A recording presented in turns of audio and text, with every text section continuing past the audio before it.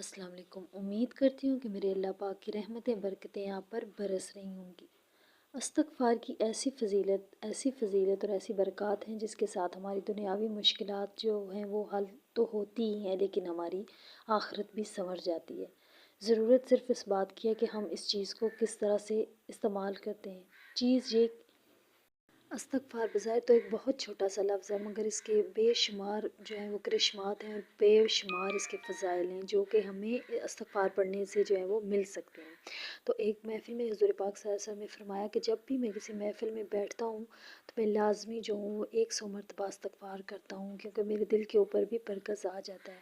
تو جب حضور پاک صلی اللہ علیہ وسلم جو ہے وہ استغفار پڑھتے ہیں، حضور پاک صلی اللہ علیہ وسلم جیسی ہستی استغفار کرتی ہے اپنے رب کے آگے، تو ہماری کیا حیثیت ہے، مطلب کہ ہمارے کتنے گناہ ہیں سارے دن کے، تو ہمیں جو ہے وہ کس حساب سے استغفار کرنا چاہیے۔ تو اگر تو آپ تعداد کوئی مقررہ کر لیتے ہو تو یہ بھی بالکل اچھا طریقہ ہے، مطلب پھر آپ کو ہوتا ہے کہ میں نے اتنی تعداد میں پڑھنا ہی پڑھنا ہے، چاہے آپ 7,000 مرتبہ پڑھیں، 1,000 مرتبہ پڑھیں، یا پھر آپ کھلا پڑھیں۔ تو چاہے تو آپ ہر نماز کے بعد 100 مرتبہ پڑھیں، چاہے تو آپ مطلب سارا دن اپنی زبان پہ جو ہے وہ استغفار پڑھیں۔ استغفر اللہ صرف استغفر اللہ بھی ہے، اور استغفر اللہ ربی من کل ذنب اذنبتہ واتوب الیہ یہ بھی ہے۔ تو کہا جاتا ہے کہ جس کے گناہ جو ہیں وہ سمندر کی جھاگ کے برابر بھی ہوتے ہیں نا، تو اس کی جو ہے وہ استغفار سے وہ سب جھڑ جاتے ہیں۔ اور ہماری جو مشکلات ہمارے اوپر آ رہی ہوتی ہیں، یا ہماری کوئی خواہشات، ہماری مصیبتیں دور نہیں ہو رہی ہوتی، خواہشات نہیں پوری ہو رہی ہوتی، تو ہمارے جو گناہ ہوتے ہیں وہی ان چیز کے جو ہے وہ ہماری دعا کو قبول ہونے میں رکاوٹ کر رہے ہوتے ہیں۔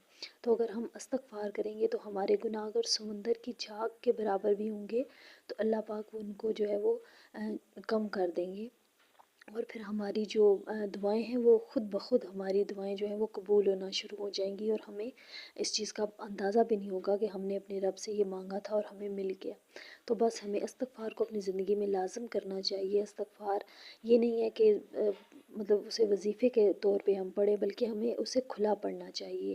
ڈیلی لازمی اپنی سونے سے پہلے اپنی مطلب روٹین آپ بنا لیں، عشاء کے ٹائم آپ 1,000 مرتبہ استغفار آپ کریں گے تو یہ بہت زیادہ بیسٹ ہوگا، کیونکہ سارے دن کی جو گناہ ہوں گے وہ عشاء کی نماز کے بعد جب آپ پڑھو گے تو خود بخود جو ہے وہ ہمارے گناہ جو ہے اللہ پاک معاف کر دے گا۔ پہلے تو کوشش کرو کہ کوئی گناہ مت کرو، کسی کا دل مت دکھاؤ، اور اپنے کام سے کام رکھو، اور جب اینڈ پہ آپ عشاء کی نماز پڑھو تو لازمی ایک تسبیح یا چاہے 1,000 مرتبہ استغفار پڑھ لو، تو جو ہے وہ آپ کو سکون کی نیند بھی آئے گی، اور آپ کا رب بھی جو ہے وہ انشاءاللہ آپ سے راضی رہے گا۔ استغفار ایسی چیز ہے۔